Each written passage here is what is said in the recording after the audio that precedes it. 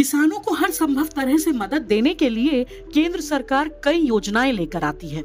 इसी कड़ी में किसानों के लिए केंद्र सरकार ड्रीम स्कीम लेकर आई है, जिसका नाम है डीबीटी यानी डायरेक्ट बेनिफिट ट्रांसफर। इस स्कीम के तहत किसानों के खाते में सरकार की ओर से खाद का पैसा ऑनलाइन सीधा उनके अकाउंट में ट्रांसफर किया जाएगा।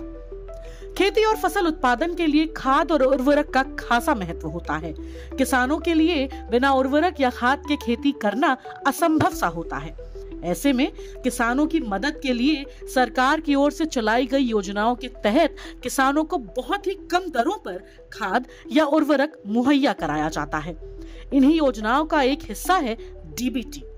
सरकार फिलहाल कुछ जगहों पर इसे एक पायलट प्रोजेक्ट के तौर पर लॉन्च करेगी। सरकार का मानना है कि इस तरह से सब्सिडी के पैसे का सही उपयोग हो सकेगा और ज्यादा से ज्यादा किसानों को इसका फायदा भी मिल सकेगा। वर्तमान में खाद पर मिलने वाली सब्सिडी की बात करें तो सब्सिडी की राशि 1,23,833.64 करोड़ रुपए के आंकड़े को छू गई है।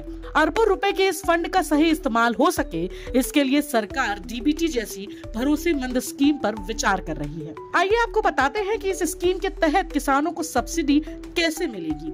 एक रिपोर्ट की माने तो किसानों की मदद के लिए चलाई गई सभी योजनाओं में किसानों की जमीन के बारे में पूरी डिटेल्स और बोई जाने वाली फसल तक की जानकारी होती है। इसके आधार पर ही किसानों को डीबीटी के जरिए खाद की सब्सिडी उपलब्ध कराई जा सकेगी। इन तमाम डिटेल्स को खाद्य मंत्रालय के साथ शेयर करने का मकसद पायलट प्रोजेक्ट को तेजी से आगे बढ़ाना है। कृषि मंत्रालय के सूत्रों के हवाले से मिली जानकारी के अनुसार सब्सिडी का मॉड्यूल तैयार करने की जिम्मेदारी खाद्य मंत्रालय पर है। इस मॉड्यूल के तहत यह तय किया जाएगा कि किन इलाकों में डीबीटी स्कीम को पहले लॉन्च किया जाए और पहले कितने किसानों को इसमें कवर किया जाना चाहिए।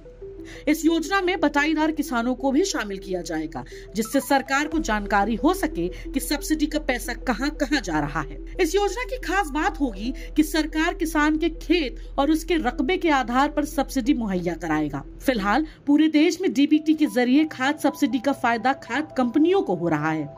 विशेषज्ञों का मानना है कि अगर किसानों को डायरेक्ट सब्सिडी का लाभ दिया जाए तो इसमें खर्च और लागत में बड़ी कमी आ सकती है।